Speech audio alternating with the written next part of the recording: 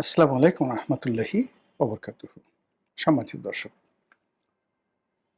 আওয়ামী লীগের পতনের পর এই দলের অসংখ্য নেতাকর্মী যারা একেবারে প্রথম সারিতে ছিলেন, তাদের একটা বিরাট অংশ পালিয়ে গেছেন দেশের বাইরে।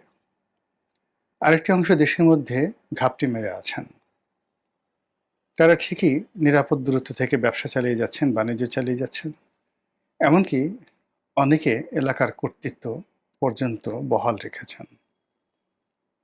আবার যারা তুলনামূলকভাবে নেতা ঠিক নন, কিন্তু শীর্ষ কর্মী, আওয়ামী লীগ জামানাতে দাপট দেখিয়েছেন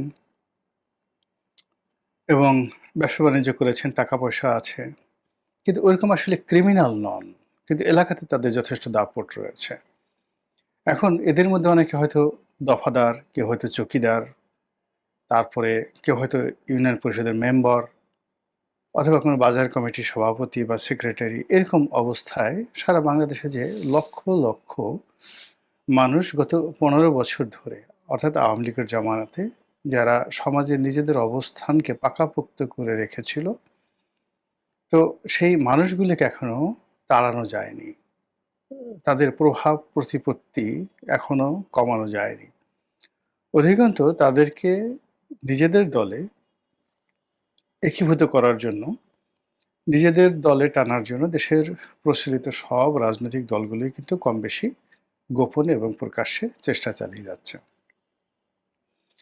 আমরা যারা এই ঢাকা শহরে থাকি এবং এখানে বসে রাজনীতির নানা রকম সমীকরণ মেলানোর চেষ্টা করছি, তারা যে আতঙ্কগুলো অনুভব করছি বা যে রাজনৈতিক সমীকরণগুলো আমরা দেখতে পাচ্ছি, কিন্তু বিএনপি, তারপর জামাত, জাতীয় পার্টি, এনসিপি, তাদের যারা নেতৃবৃন্দ রয়েছেন তৃণমূলে, এমনকি যে সকল এলাকাতে ধরুন গণ অধিকার পরিষদ, তাদের তো বেশ কয়েকটি সিটে তারা নির্বাচন করবে বলে প্রস্তুতি নিচ্ছে।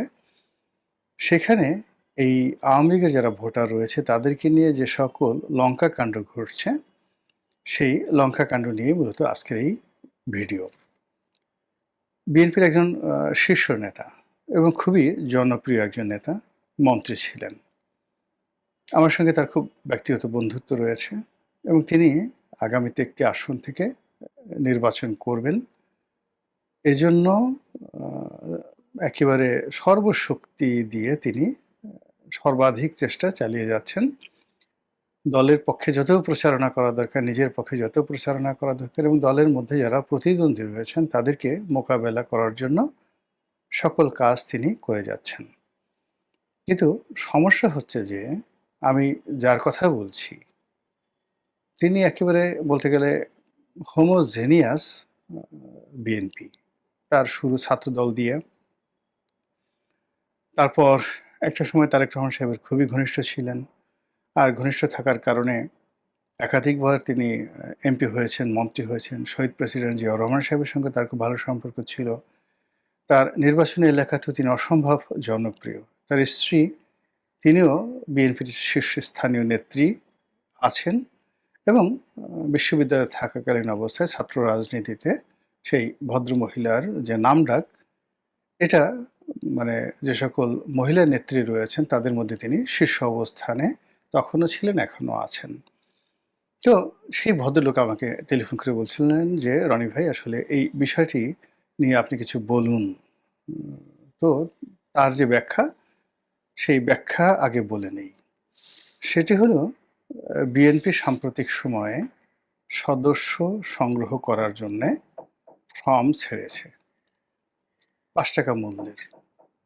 যা কিনে যেকোনো একটা লোক এই ফর্ম ফিল আপ করে তারপর সে বিএনপির সদস্য হতে পারবে এবং ওটা তার কাছে একটা প্রাইড, প্রেস্টিজ এবং একটা আইডেন্টি কার্ডের মতো, পরিচয়পত্রের মতো যে আমি বিএনপি করি। তো এই ফর্ম বা এই ফর্মের যে রসিদ বই, এটি বিএনপির কেন্দ্রীয় অফিস থেকে নিয়ে সামহাউ এটি আ দলের বিভিন্ন নেতাকর্মী যারা রয়েছেন তারা এটা দেদারসে তৃণমূলে বিক্রি শুরু করেছেন এবং এটা নিয়ে একটা বিরাট বাণিজ্য শুরু হয়ে গেছে।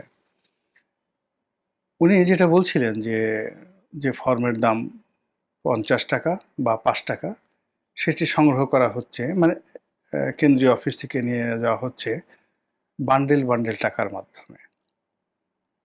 এখানে ডাজ নট ম্যাটার। এখানে নিয়ে যাওয়া হচ্ছে এবং এটার কোনো বিধিবদ্ধ নিয়ম, রসিদ, তারপরে শেষে এটার যে একটা সিস্টেম থাকা দরকার, এটা বিএনপির কেন্দ্রীয় অফিসে নেই বলেই উনি সেটা অভিযোগ করলেন। এটা বিএনপির কেন্দ্রীয় নেতৃবৃন্দ ভালো বলতে পারবেন। গেল। এরপরে এই ফর্মগুলো যারা নিচ্ছেন, তারা এটাকে ব্যবসা হিসেবে ব্যবহার করার চেষ্টা করছেন এবং এরা এই ফর্মগুলো বিএনপি লোকের কাছে যতটা না বিক্রি করছেন, তার চেয়ে বেশি বিক্রি করছেন আওয়ামী লীগের লোকের কাছে। এবং এতে করে দেখা গেল যে সকল এলাকাতে রাজনীতির প্রতিদ্বন্দ্বিতা রয়েছে। এখন ক, ধরুন আমি যার নাম বলছি তার নাম ক, তার প্রতিদ্বন্দ্বী যিনি আছেন তিনি খ।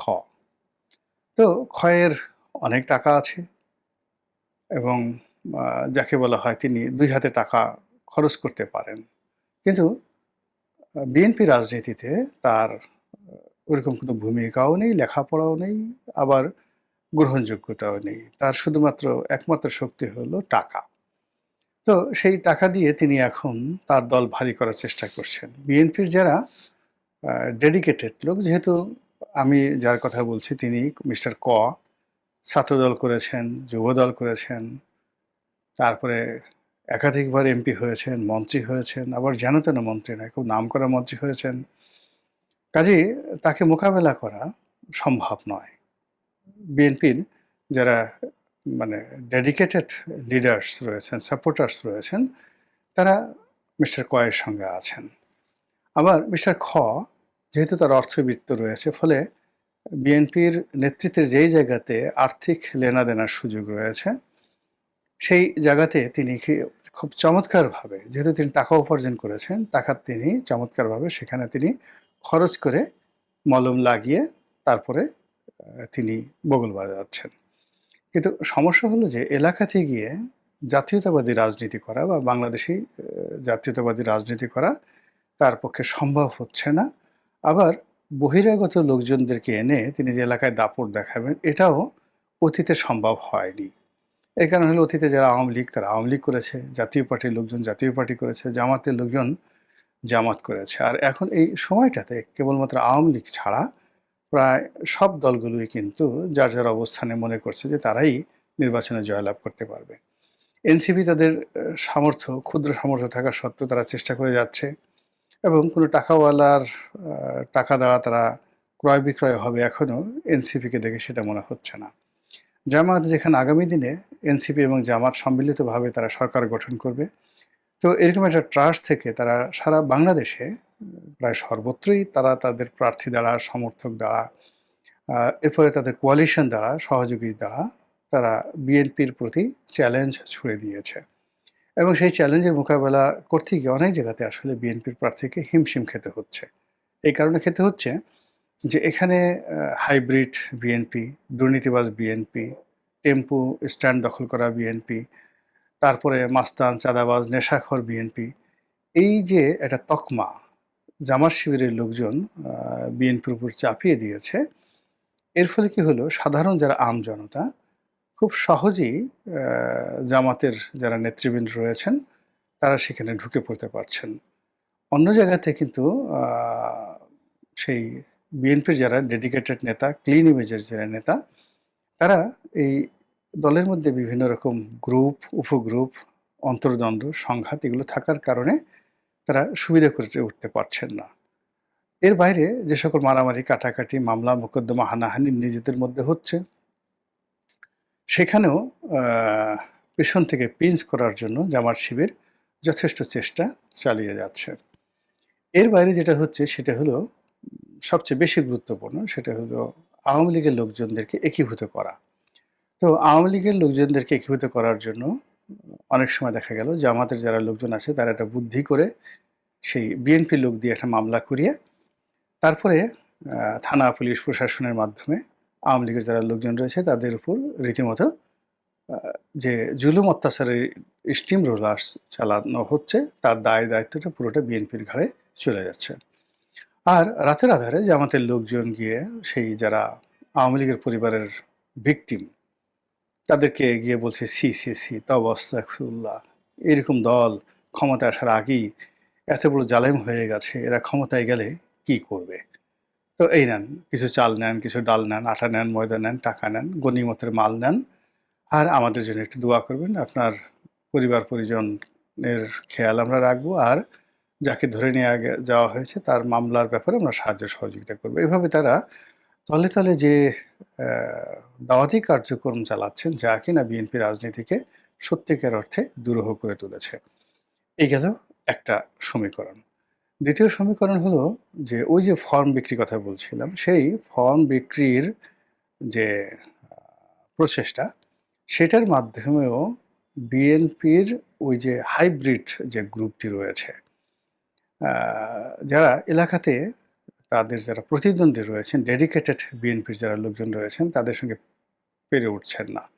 তখন এদের সঙ্গে মারামারি করতে হবে, কাটাকাটি করতে হবে। তার জন্য তো লোক ভাড়া করতে হবে। আর সেক্ষেত্রে আ আওয়ামী লীগের যে সকল লোক রয়েছে, তাদের চেয়ে রিলায়েবল ভাড়াটিয়া লোক এই মুহূর্তে মার্কেটে ২য় টি নেই। তো সেই কাজ করার জন্য রাতারাতি যদি তাদেরকে আওয়ামী লীগে থেকে বিএনপিতে যোগদান করানো হয়, এটা একটা যাকে বলা হয় দৃষ্টিকটু প্রক্রিয়া। লোক জানাজানি হবে, ছিছি করবে।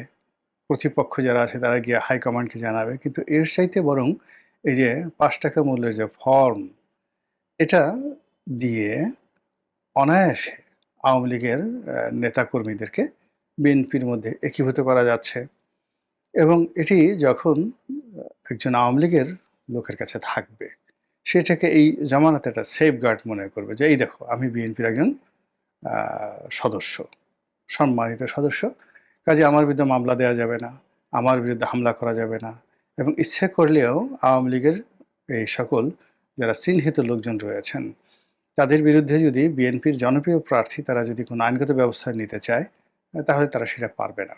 এর কারণ হলো প্রতিপক্ষ মদদ দিচ্ছে, তাদের হাতে আইডেন্টি কার্ড তুলে দিচ্ছে এবং তাদের হাতে বিএনপির যাকে বলা হয় যে সদস্যপদ, এই সদস্যপদ তাদেরকে দেওয়া হচ্ছে। এর ফলে অনেক, অনেক নির্বাচনী এলাকাতে নির্বাচনের যে হিসাব, সেই পুরো হিসাবটি এলোমেলো হয়ে যাচ্ছে।